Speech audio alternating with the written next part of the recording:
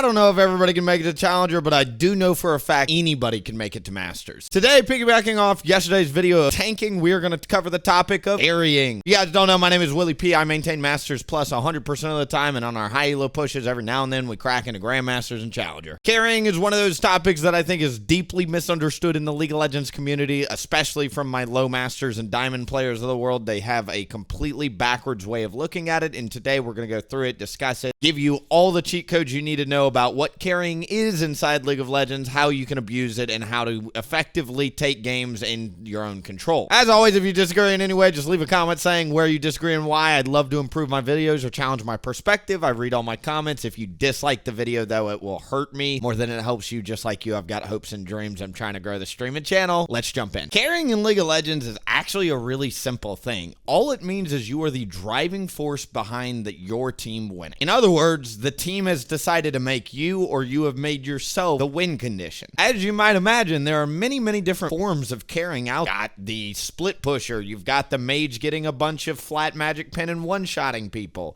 You've got the ADC getting a bunch of crit items and taking down turrets and objectives and enemy tanks immediately. You've got the Katarina hyper carry, or the Gwen hyper carry, or the Jax hyper carry that one of these champions gets fed and snowballs out of control. You've got the super support win condition, where the support just roams around the map or builds a bunch of shield and support items and makes the team literally unkillable. Jungle players out there, we've got an easy win condition called getting every single objective and stacking dragons and rift grubs. That's a super easy way to carry the game, quote unquote. You can also be a part of a duo carry, so you can think of champions like Taric, Yi, Rengar, Ivern, Kog'Maw, Lulu. All of these champions as a 2v2 unit can actually carry simply because of the synergy they've got between the two champions. All carrying means in League of Legends is you are one of these win conditions, and your win condition that you're playing for was effective and was one of the driving factors behind your team winning. My second big point here for the topic of carrying is you need to delineate in your brain damage from carry. There's a streamer culture out there, and I certainly contribute this, to where if you're not doing damage, you're not contributing to the win, and frankly, whoever's doing the most damage clearly must be the person that's carrying the hardest. This is not true. While important, somebody doing a lot of damage on the team is only a piece of the puzzle that it takes to get to the enemy nexus. The person with 1,000,000 damage can't do Baron because they can't usually solo and tank Baron at the same time. And if they can solo and tank Baron at the same time while building damage, they're most likely a bruiser that's going to get kited out by the enemy backline at some point. You need a team to get to the enemy nexus, and again, being the guy that builds glass cannon damage and doing a bunch of damage, that's amazing, but is a piece of the larger puzzle. How you win in League of Legends and how you quote-unquote carry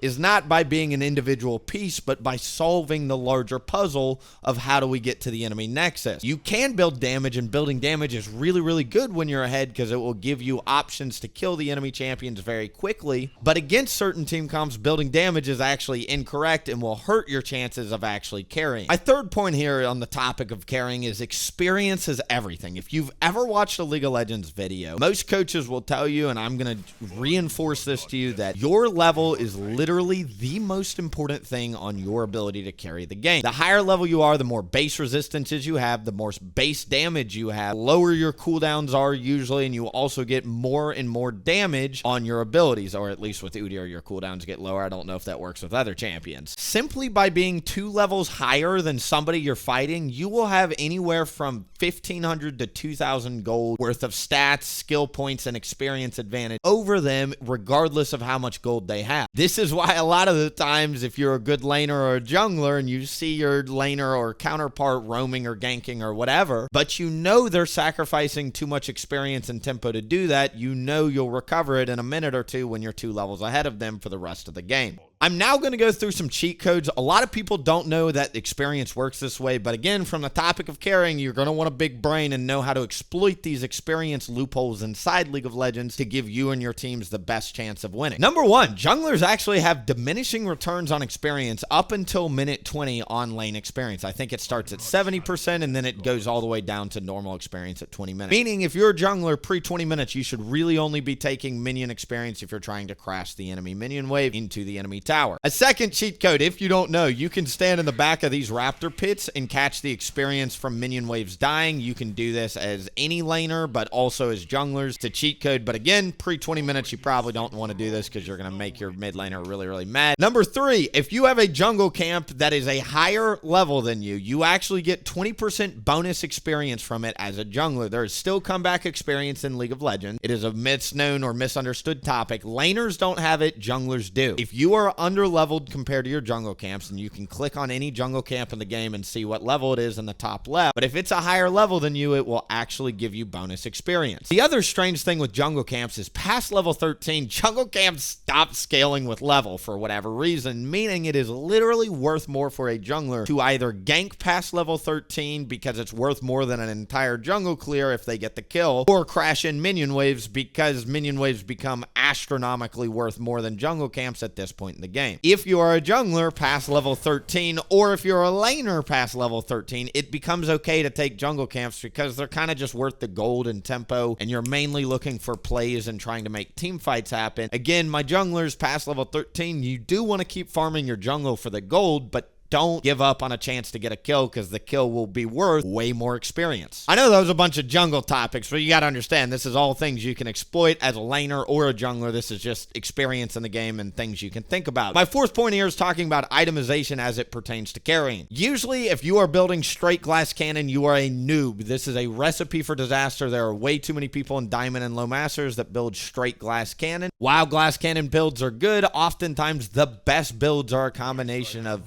damage, cooldown, and utility. The golden formula for carry builds, if you don't know, is you get 2 core items. It depends on your champ and your role, but you will know the best 2 items for your champion depending on whatever build you're going. Armor or magic pin in your 3rd item slot. If you don't know, by the time you get to your 3rd item, most champions in the game have enough base resistances or start building resistances, and you will literally do more damage by putting armor and magic pin, percent pin, so Last Whisper, Void Staff, Crypt Bloom, stuff like this, in your 3rd item slot, then continuing to build just straight damn. You're gonna have boots somewhere in there, so we've got 4 item slots taken care of. Your 5th and 6th item slot are gonna be a defensive option and a utility nuclear option. What do I mean by a defensive option? Maw, Malmortis, Zonias, Death Stance, anything that gives you any sort of survivability against whatever the enemy team is clearly really good at killing you with. And then that last item slot is usually gonna be utility and or a nuclear option, so think of items like Infinity Edge, Rage Blade. You can also get items like Serpent's Fang for utility. You can get anti-heal like Morellonomicon, but this last item slot is usually reserved for kind of more of these defensive utility items. This is the golden blueprint for carrying and has been for years. Too many people in Diamond and Low Masters and every rank below don't understand that building straight glass cannon is oftentimes a mistake. My ADC players usually, I think you want to park it at 75% crit. Building 4 crit items, I think, is troll, but anybody out there that is trying to get better about itemization in your specific role, there will be specific coaches out there that can teach you each specific role. Final cheat codes on the topic of itemization when you're trying to carry. If you are against a bunch of assassins, you want to go defense boots almost always. Additionally, if you are against easy team comps, you want to do offensive boots. So if you're champion, you'll know when you're playing your champion, the champions on the enemy team that are weak to you, they're just filled with a bunch of weak champions. Offensive boots are really, really good because you can kind of just run them over. Finally, my laners, do not sell your Duran's items. Duran's items sell for 40% gold value, not 70%. So if you buy a Duran's shield or Duran's ring, ever Duran's blade, keep it in your inventory as long as you possibly can. My AP users, if you are able to build a Dark Seal, please build a Dark Seal. Dark Seal is the most broken thing in the shop because you can upgrade it to Medjai's. It's 100% gold efficient upon purchase, meaning you literally just get bonus stats from it. You upgrade it to Medjai's, you get 10% movement speed, and this thing is truly for any AP user. Even as an AP tank player, I build Medjai's literally every game in Masters Plus. It is one of the most broken ways to snowball out of control, and it's something that my AP users have access to. My 5th point here is that taking towers is actually the easiest way to carry the game, and if you don't know why, it's very simple. Number 1, you get a lot of local gold for taking the tower. The other thing that happens is everybody on your team gets gold. I think it's like 20 to 50 gold depending on the tower, and that is a big deal because, again, your job as a carry is not only to get yourself ahead, but get your team ahead to get to the enemy nexus and make yourself the driving factor behind that happening. By getting towers, not only are you giving yourself a ton of gold, these inner turrets over here are worth 700 gold, by the way, but you are also moving up vision and access to the map. As soon as the outer turrets go, your jungler can start invading and crossing into the enemy jungle a lot easier. As soon as these inner turrets go, your jungler gets access to Krugs and Grump, which, if you don't know, are the two most valuable jungle camps, even over blue and red buff. Literally, just by taking towers, you're getting paid, your team is getting paid, you can move vision up and start tracking the enemy jungle, and you get to also, as a laner or a jungler, it doesn't matter, start taking jungle camps away from the enemy jungler, which will drain his experience, which will in turn force him to, or she, to start doing crazy stuff, right? There are also turret plates. So in the first 14 minutes of the game, you're going to see these 5 little ticks on the tower. By taking each one of these, you get 125 gold split between how many ever people are around. So if you literally get 2 of these turret plates, that's 250 gold. That might as well be a kill. Do you understand how crazy that is? You can crash a wave after a gank on a laner or whatever, or even as the jungler, take 2 turret plates and you just got a free kill worth of gold. Rift Grubs, which as most people know, are kind of these little things that give you a damage over time effect to towers. So if you take Rift Grubs before 14 minutes, the team that gets them will essentially take turret plates and turrets for the rest of the game a lot faster. Rift Herald is amazing. Again, from a carry standpoint, it's not just a jungle thing. This is an everybody trying to carry in League of Legends ever. Rift Herald gives 200 gold to the person that kills it, and they remove the solo debuff on it. Anybody can take this thing now. Rift Herald not only gives you 200 gold, not only does it usually give you a tower, which we just went over all the reasons why taking towers are really good, but you can use it as an engage tool.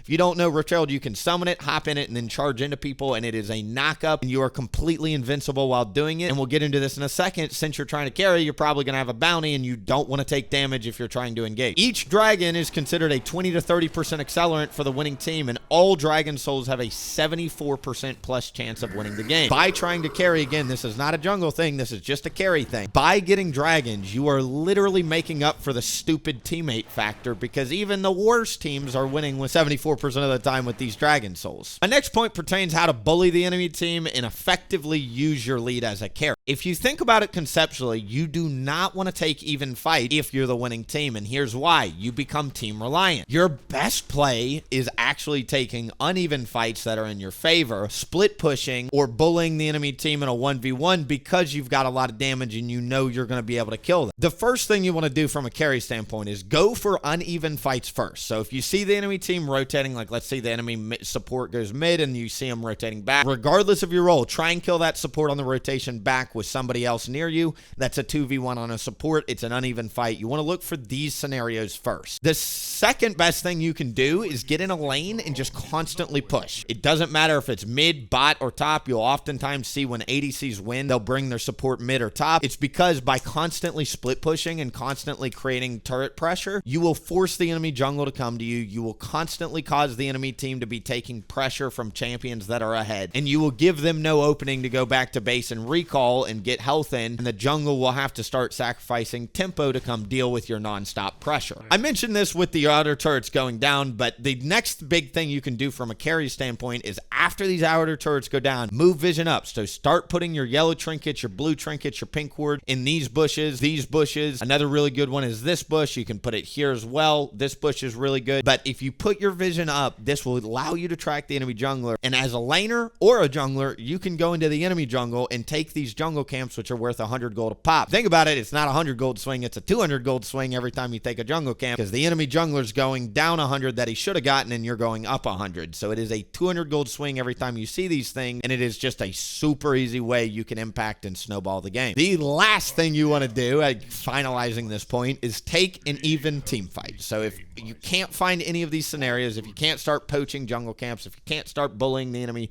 on uneven fights, if you can't create constant split pressure and bring them to you to try and create a favored situation for yourself, finally you can group and take a team fight. But again, the best players understand this is the last resort, because if you come in a 5v5, not only can the enemy team just hard focus you, but also you have to rely on your teammates to an extent to navigate that team fight well. My seventh and final point, and this is a stupid one that I even have to talk about it, but it's in the game, so here we are, is bounty protection. When you are ahead, there is a mechanic in League of Legends where Riot is going to make you you worth extra gold to kill, up to a crazy ridiculous 1,000 gold per kill for the guy who's super far ahead. Literal best thing you can do is, as you're playing out these games and you'll press tab and you'll see a gold counter above your head. If you get above 200 gold, 300 gold, literally go bot lane, kill the ADC, and then suicide into the enemy support. Literally give your gold to the support. I kid you not, this is instantly the way to win the game, because the game is designed to give that gold to a carry. If the support gets the gold, it's pretty much GG, because you as a carry are super far ahead, but their support got all the gold that was designed for another carry to start dealing with you who's super far ahead, if that makes sense. Literally dying to the support and suiciding and kamikazing is the best way to play the bounty system this season. Needless to say, if you can't do that and you can't find those opportunities, do not trade even if you've got a bounty. It will never be worth it. And if you kill an enemy champion that's a higher level than you, on the theme of that experience earlier, you actually get bonus experience. So if an underleveled champion kills you, not only are they getting a bounty, but they're getting a bunch of bonus experience to make up for all that hard work you put in on the front end to get that lead in the first place. If you are ahead and trying to carry, the other thing is you really want to prioritize tempo. So you're going for clean, safe play. Clear the minion wave first, then rotate. Clear your jungle camps first, then gank. You don't want to go for risky plays when you're ahead. Not only because it's just from a strategic standpoint not the right thing to do, save the risky plays for when you're losing and you need to get something going. But since you're ahead and hopefully building damage and tempo items, you're going to be clearing your minion waves faster than your counterpart. You're going to be clearing your jungle camps faster than the enemy jungle,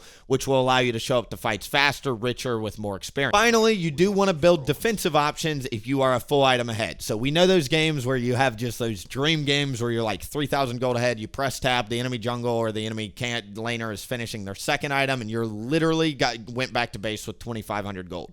What do? Build defensive, you numbnuts. I am so tired of people being ridiculously far ahead and going straight glass cannon down. The best thing you can do if you've got a bunch of gold is build defensive, because you get to start stat checking the enemy team. You don't necessarily have to build super tank items, but if you're against like a Zed or a Talon, get a frickin' Zhonya's if you're a mage. If you're an ADC and they've got somebody like Master Yi, get a Frozen Heart. You will literally become unkillable, cut off his attack speed, get a bunch of cooldown, and it will turn you into a nightmare for anybody on the enemy team. People love to build nothing but straight damage, and they think it's the best way to play it. I pinky promise. A lot of the time in high elo, you will see ADCs building Frozen Hearts, Jack shows, crazy stuff. Again, master level ADCs will flame you for that. Challenger level ADCs do it all the time, dude. All right, that's the video on carrying. We're obviously going to have other videos going through micro, macro, how to actually push your buttons, where to move in wide, common scenarios that you see, how to track the enemy jungle. All of that's going to be in different videos. But I hope today this conceptual theme of how to actually carry in League of Legends helps you, because there's a lot of false narratives floating around, and I know this is ultimately just my opinion, but my opinion is shaped and influenced from years and years and dozens of other league coaches and sources, right? I've come to this conclusion after years and years of play, and like, I don't even think it's an opinion anymore. The game's just been out 15 years, and I've been Masters for forever, right? Like, it literally is just tried and true at this point. Thank you so much for watching. Make sure to, as always, to like, comment, subscribe. We're gonna have more videos like this in the future. I hope to see you in the next one. Make sure to tune into the stream if you can. Bye. Dang. Call me so I can make it juicy for ya.